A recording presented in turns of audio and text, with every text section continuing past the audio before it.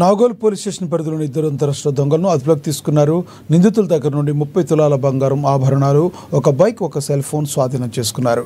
గతంలో కూడా కిన్నెర మధు, ఉప్పుటూరి నవీన్ కుమార్పై 25 పైగా కేసులున్నాయని పోలీసులు తెలిపారు. సీసీ కెమెరా ఆధారంగా ఈ నిందితులను పట్టుకున్నామని తెలిపారు.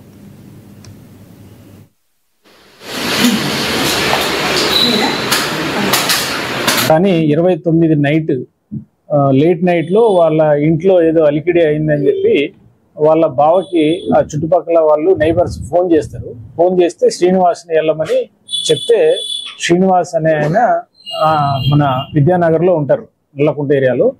ఉదయం పూట వచ్చి చూస్తే ఆ ఇంట్లో వెనక గ్రిల్ అంటే కిటికీ గ్రిల్ ఓపెన్ అయి ఉంది.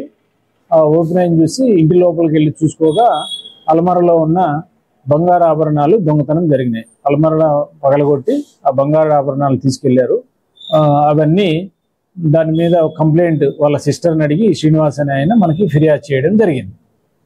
ఆ ఫిర్యాదు మేరకు కేసు నమోదు చేసుకొని సిపి గారు, రాచకొండ సిపి గారు ఆధ్వర్యంలో 2 స్పెషల్ టీంలు, ఏసీపీ ఎల్బీ నగర్ ఆధ్వర్యంలో ఇద్దరు ఇన్స్పెక్టర్లు, సరూర్ నగర్ ఇన్స్పెక్టర్ గారు, నాగోల్ ఇన్స్పెక్టర్ గారు 2 టీములుగా ఏర్పడి ఇన్వెస్టిగేషన్ చేసుకుంటూ మనకు వచ్చిన క్రెడిబుల్ ఇన్ఫర్మేషన్ క్లూస్తో ఇన్ఫర్మేషన్ కలెక్ట్ చేసుకొని నిన్న సాయంత్రం 2 నేరస్తులను పట్టుకోవడం జరిగింది. అందులో కిన్నెర మధు మీ ఎదురుగా ఉన్నారు, మరియు నవీన్ కుమార్.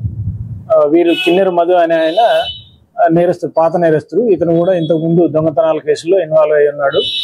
నేటివ్ ఆఫ్ చిలుకూరు, సూర్యాపేట జిల్లా.